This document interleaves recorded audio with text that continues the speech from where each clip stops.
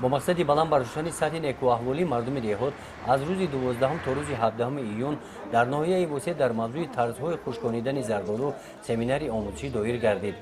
باغکاران ناحیه وسه طرز درست خشکانیدن زردآلو را آموختند.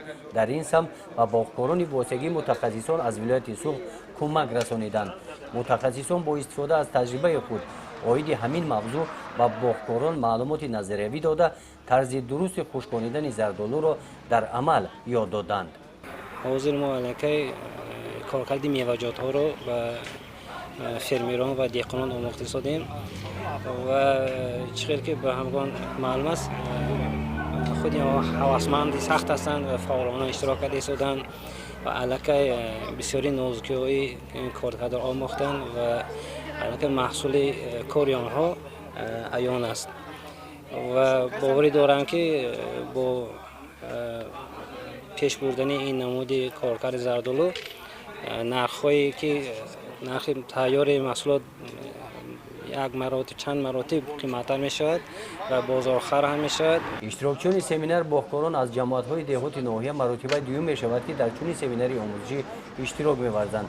فیض‌الله علی احمدوف از جماعت دیهات به نام میرعلی محمد علیف در صحبت با ما گفت که از شرکت در این سمینار تأثیرات کلان برداشته است.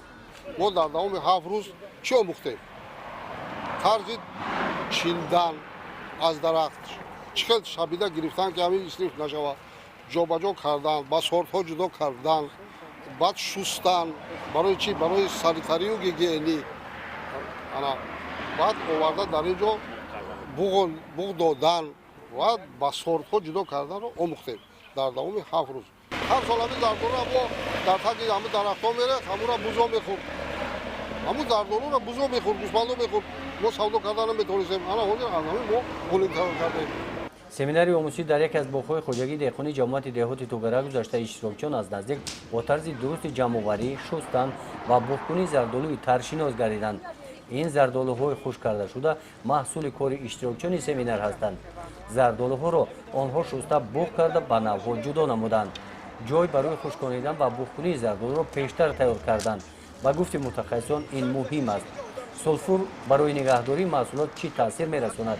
عاید این و دیگر پهلوهای خشکانیدن زردآلو اشتراکچیان معلومات گرفتند. امروز در ناحیه ما هم زیاده قریب از 1500-1600 گیتار باغ‌ها زیاد هستند و عموما در ناحیه وسه باغی نیست که در اون باغ به زردآلو باشد و امروز مردم ما خیلی که مردم پخته پرور بود همین طرز نمود خشک کردن زردآلو رو البته نمیدونستند. در آفتابی قاق کرده زردآلوها همه سیاه شده میرفتند و از آن خوشحالیم که امروز مردم در اینجا زیاده از قریب 400-500 نفر اهالی مردم در اینجا اشتراک داشتند آموختن طرز خشک کردن خود زردآلو رو.